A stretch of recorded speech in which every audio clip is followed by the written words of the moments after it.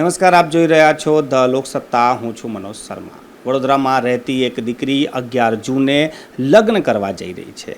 આ સમાચાર નથી, પરંતુ એ પોતાની સાથે જ લગ્ન કરવા જઈ રહી છે. દુનિયામાં આનું નામ છે સોલોગેમી, જે હિન્દુસ્તાનમાં લોકો જાણતા નથી કે પછી આપણાને ખબર નથી. પરંતુ હવે વડોદરામાં એક દીકરી પોતાની સાથે જ લગ્ન કરવા જઈ રહી છે. હિન્દુ વિધિ પ્રમાણે આ લગ્ન થશે, પંડિત આવશે, ફેરા થશે, હલ્દી થશે, પણ આમાં વરરાજા નહીં હોય. પોતાની સાથે જ લગ્ન કરવા જઈ રહી છે. આપણી સાથે સમા બિંદુ એ આપણી સાથે છે અને તેની સાથે આપણે વાતચીત કરીશું. સમા, સૌથી પહેલાં તો તમારા લગ્નની પહેલાં તમને ખૂબ ખૂબ શુભકામના. તમે લગ્ન કરવા જઈ રહ્યા છો. शुक्रिया. સમા, कोई दीकरी, कोई बेटी पैदा होती है और जब से वो समझना शुरू करती है, तब से उसके दिमाग में होता है कि मेरे को लेने एक राजकुमार आएगा घोड़े पे सवार होके. हर लड़की ये चाहती है. आपने ये कब से सोच लिया कि मैं ही राजकुमार हूँ और मैं ही राजकुमारी? बचपन से मैंने भी हर लड़की की तरह सोचा था कि कोई राजकुमार होगा जो मुझे लेने आएगा घोड़े पे सवार होके. पर एक ज़िंदगी में मोड़ ऐसे आते गए कि मुझे एहसास हुआ कि मुझे किसी प्रिंस चार्मिंग की ज़रूरत नहीं है. अगर मैं खुद ही खुद की क्वीन हूँ, खुद ही मेरे पास खुद का क्वीनडम है, तो ज़रूरी नहीं है कोई भी फेरी टेल को जो बचपन में हमको पढ़ाई जाती है उसको पूरा करने के लिए एक प्रिंस की ज़रूरत है. आजकल जैसे लड़कियां चीज़ें अचीव कर रही हैं, प्रोफेशन अचीव कर रही हैं, उसी तरीके से लड़कियां हर कुछ खुद से कर सकती हैं. ये ख्याल मेरे दिमाग में कई सालों से था और मैंने सोचा 11 जून को इसको मुकम्मल किया जाता है. समा, ये जो आप करने जा रहे हैं, ये कैसे सोचा? और जैसे हमने बताया कि दुनिया में इसको सोलोगेमी कहते हैं, भारत में कहीं आपने सुना हो या कैसे आपको पता चला? मेरे दिमाग में बहुत पहले से ही था एक सेंटेंस जो मैंने एन विद एन ई एक वेब सीरीज़ है उसमें सुना था. Every women wants to be a bride but not a wife. इसका मतलब होता है हर औरत दुल्हन तो बनना चाहती है, किसी की बीवी नहीं बनना चाहती.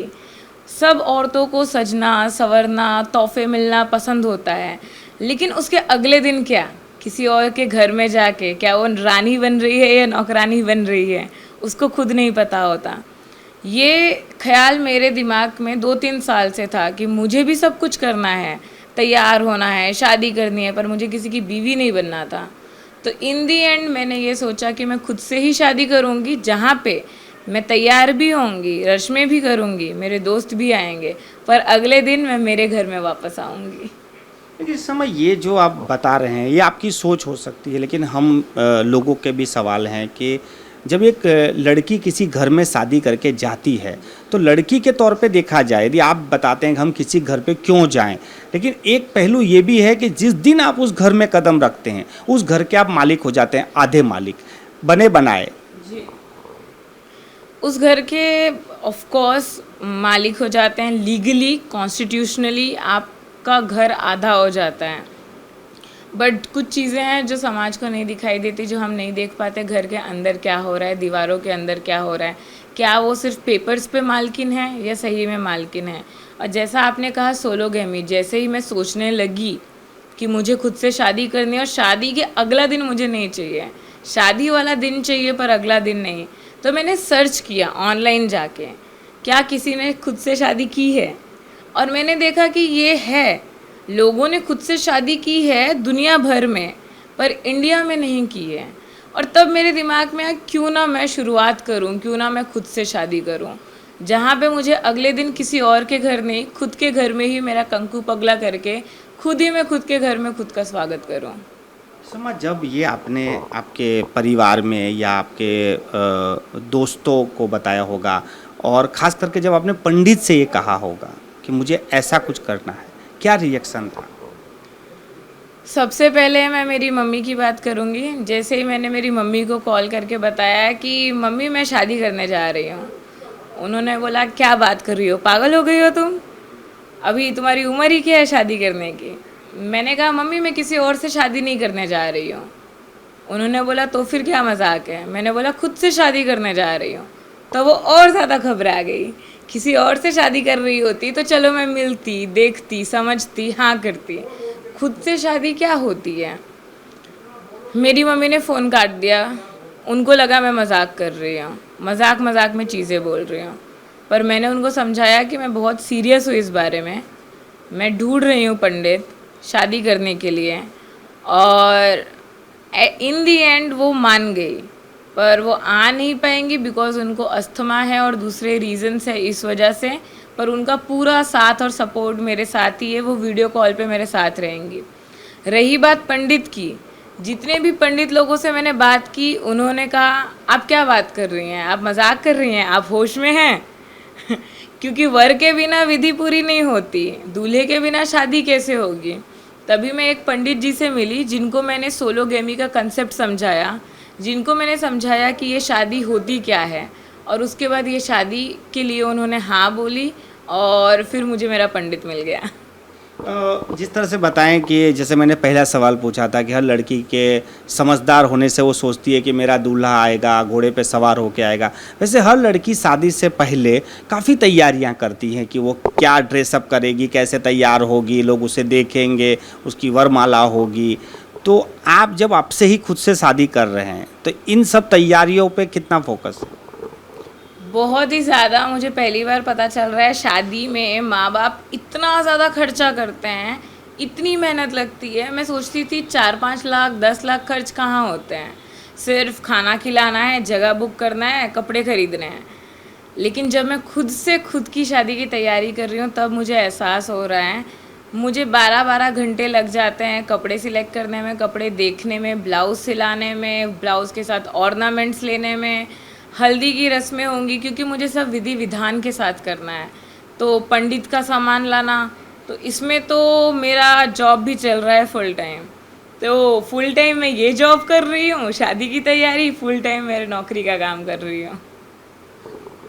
समाज, हमारा समाज, वो भी खास करके हिंदुस्तान में काफ़ी सारे रीति रिवाज होते हैं, काफ़ी सारी मान्यताएं हैं। हम दुनिया के कोई और देश में नहीं है, हिंदुस्तान में आप समझ सकते हो कि आप यदि उनसे हटके कुछ भी करोगे तो वो सहमत नहीं होंगे। तो समाज को किस तरह से आप टैकल करोगे इन सब बातों को?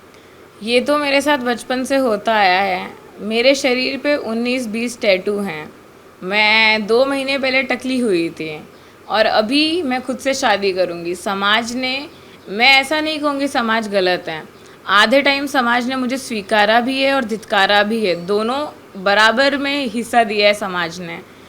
समाज ज़रूर पूछेगी, मजाक उड़ाएगी, समाज कह सकती है कि मैं सेल्फ ऑब्सेस्ड हूँ या फिर मेरा दिमाग ख़राब हो गया या मजाक चल रहा है। पर मुझे मेरे दिमाग में पता है मैं सही काम कर रही हूँ। तो मैं, जैसे कि किसी विज्ञान ने कहा है, इग्नोरेंस इज़ द ब्लिस। सिर्फ मैं इग्नोर कर सकती हूँ उस समाज को जो उंगली उठा रहे हैं, उनको जवाब दे सकती हूँ, और जो साथ है वो मेरे साथ चलने वाले हैं। लेकिन आप, जब भी कोई एक व्यक्ति करता है दूसरे को प्रेरणा मिल जाती है। आपने तो काफ़ी सारा सोचा होगा, आप अपने आप को समझते हैं, आप पे आपका कंट्रोल होगा, आप कैसे आगे लाइफ जिएंगे वो आपने प्लानिंग की होगी। मगर आपका देखकर कोई और बेटी या कोई और बेटा ये तय कर ले कि मैं भी ऐसे ही करूँगा, जल्दबाजी में, इसका कोई फ्यूचर प्लान ना हो, उसने सोचा ना हो, तो क्या होगा? एक्चुअली मेरा न्यूज़ चैनल के थ्रू, ये माध्यम के थ्रू मेरा विचार ही यही है कि लोग सुने, जाने और समझें। जब मैं टकली हुई थी, जब मैंने मेरे शेव किए थे बाल, 4 से 8 लोग टकले हुए थे और उन्होंने अपनी फ़ोटो भेजी थी और मुझे बोला था थैंक यू, आपकी वजह से हमें ये करने की हिम्मत आई। तो जब मैं शादी कर रही हूँ, मुझे बहुत खुशी होगी अगर लोग भी खुद से शादी कर रहे हैं। पर मैं चाहूँगी वो इसके ऊपर सोचें, विचार करें, ऑनलाइन पढ़ें, क्योंकि सिर्फ शादी बच्चों का खेल नहीं होता। शादी कर लिया, थोड़े टाइम बाद खुद से ही डाइवोर्स ले लिया, गुड्डे गुड़ियों का खेल नहीं है, बहुत बड़ा डिसीजन होता है लाइफ का। तो मैं ये ज़रूर चाहूँगी अगर कोई और करता है तो मुझसे ज़्यादा खुश कोई नहीं होगा। पर करने से पहले वो अपना वक्त लें, समय लें और समझें कि क्या वो अकेले ज़िंदगी भर शादी करके खुद के साथ रह सकते हैं या उनको किसी की ज़रूरत पड़ेगी। समा हमारे यहाँ शादी जब होती है दो लोगों के बीच होती है तो उसके बाद एक जीव की उत्पत्ति के लिए भी शादी की जाती है कि हमारे एक वंश आगे बढ़ेगा, हमारा संतान प्राप्ति होगी। तो जब आप आपसे ही शादी करोगे तो फिर आपका वंश, आपके संतान, वो फिर क्या होगा? देखिए, दुनिया में ऑलरेडी बहुत पॉपुलेशन है, हम और नहीं बढ़ाएंगे। और हम सिर्फ एक ही विचार है मेरा, वो है बच्चा अडॉप्ट करने का, जो कि LGBTQIA+ के ज़्यादातर लोगों का विचार होता है, बच्चा अडॉप्ट करना। इस तरीके से प्रैक्टिकली अगर देखने जाएँ, बच्चे को घर मिल रहा है, हमको संतान मिल रही है और हमारा वंश तभी भी आगे बढ़ रहा है। ज़रूरी नहीं है जिसको आपने खून से सींचा है वही आपका वंश है। तो आगे चल के अगर मुझे कभी भी एक टाइम पे ज़रूरत महसूस होती है, मुझे बच्चा चाहिए, तो मैं अडॉप्शन के लिए जाऊंगी। आप एक माँ की तरह सोचिए कि यदि आप माँ हो या आप किसी के बहन हो और आपके ही परिवार में कोई ऐसा डिसीजन ले, किस तरह से समर्थन करेंगे? देखिए, मैं तो बहुत खुश होंगी और मैं बारात में बहुत नाचने वाली हूँ अगर किसी ने भी ये डिसीजन लिया। सिर्फ मेरे परिवार में नहीं, पूरे बड़ौदा या गुजरात में मैं काम छोड़ के उनकी शादी अटेंड करने जाने वाली हूँ, क्योंकि ये अपने आप में ही एक बहुत बड़ा डिसीजन है, पूरी लाइफ अकेले रहने का, खुद से शादी करने का, खुद की जिम्मेदारी खुद से उठाने का। तो अगर किसी और ने ये डिसीजन लिया होता तो मुझसे ज़्यादा खुश कोई नहीं होता।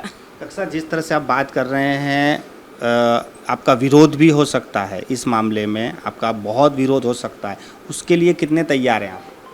विरोध के लिए मैं कभी डरी नहीं, ना डरूंगी, बिकॉज जिस तरीके की ज़िंदगी में जीती हूँ और जीती आई हूँ बचपन से आज तक, बहुत ऐसी घटनाएं हो चुकी है। और मैं जैसे as a Instagram influencer, YouTuber काम करती हूँ और मेरी जो लाइफ के डिसीजंस रहे हैं, लोगों ने विरोध किए हैं, बहुत धमकियाँ भी मिली है मुझे बहुत, लेकिन मैं डरी कभी नहीं हूँ, क्योंकि मैं सही काम कर रही हूँ, वो कर रही हूँ जिससे मुझे खुशी मिलती है। ज़िंदगी एक मिली है, कहा है बाबू मुशाए ने, ज़िंदगी लंबी नहीं बड़ी होनी चाहिए। तो जितनी भी ज़िंदगी बची है उतनी खुशी से जीना चाहती हूँ। समा, आपने जैसे कहा कि लोग ये कहेंगे कि आप खुद सेल्फिश हो गए हैं या फिर आप का दिमाग ख़राब हो गया है, लेकिन लोग एक ये भी चीज़ कहेंगे कि आप ये सब पब्लिसिटी के लिए करते हैं, कि लोग आपको सेंटर में लाएं, या लोग आपको आप पब्लिसिटी के लिए भी कर रहे हैं। जी, अगर मुझे पब्लिसिटी के लिए करना होता तो जैसे मैंने आपको कहा, मैं इंस्टाग्राम पे हूँ, यूट्यूब पे हूँ, ऑलरेडी मेरे इतने फॉलोअर्स हैं, मैं बहुत कुछ कर सकती हूँ। मैं एंकरिंग करती हूँ, होस्टिंग करती हूँ, फुल टाइम जॉब है मेरी। पब्लिसिटी के लिए I can do anything. Last time जब मैं टकली हुई थी उसको भी मैं चैनल पे लेके आ सकती थी। ये मैं सिर्फ इसलिए चाहती हूँ लोगों तक पहुँचे, ताकि पब्लिसिटी और इंस्पिरेशन में थिन लाइन होती है, ताकि लोग समझ सकें। बहुत से लोग दुनिया में ऐसे हैं जो थक चुके हैं प्यार ढूंढते ढूंढते, थक चुके हैं 10 शादी करके डाइवोर्स लेते लेते। तो मैं चाहती हूँ अगर उनके मन में ये ख्याल आया क्या मैं खुद के साथ रह सकता या सकती हूँ, तो मैं उनको ये जवाब देना चाहती हूँ, हाँ आप रह सकते हैं और मेरे जैसे भी आप हैं और आपको रहना चाहिए। समा, आपको कभी किसी से प्यार नहीं हुआ या फिर प्यार करके देख लिया, जो नहीं हो पाया तो फिर सोचा कि अपने आप से ही कर लिया जाए? प्यार मुझे हुआ तो है, 2 बार हुआ है, क्योंकि मैं बाइसेक्सुअल हूँ और मैं क्लोजेट के बाहर हूँ, तो सबको ये बात पता है। लड़के से भी प्यार हुआ है, लड़की से भी प्यार हुआ है और प्यार करके देख लिया है और अब देखने की हिम्मत नहीं है। तो जितना भी मेरे अंदर प्यार है वो अब मैं किसी और को देने के बदले वो सारा प्यार मैं खुद को देना चाहती हूँ। यही वजह है कि आप खुद से शादी कर रहे हैं? जी, ये वन ऑफ द रीज़न है, this is not the only reason. ये एक वजह है, सारी वजह की एक वजह नहीं है। एक वजह ये भी है कि मैं सारा प्यार खुद को देना चाहती हूँ, दूसरी वजह ये है मैं लोगों तक पहुँचाना चाहती हूँ, तीसरी वजह ये भी है कि मैं स्टीरियोटाइप ब्रेक करना चाहती हूँ। इसके साथ और भी बहुत सारी वजहें हैं। बहुत बहुत धन्यवाद हमसे चर्चा करने के लिए समा। और आप 11 जून पर शादी कर रहे हैं और बहुत ही कम लिमिटेड लोगों में ये शादी होगी, और इस शादी के जब खबर शहर में या हमारे देश में फैलेगी तो लोगों के भी रिएक्शन आएंगे, उस पर भी हम चर्चा करते रहेंगे। पर अभी के लिए जो समा बिंदु है वो अपने आप से शादी करना चाहती हैं और उनके लिए हम आपको बहुत बहुत अभिनंदन देते हैं।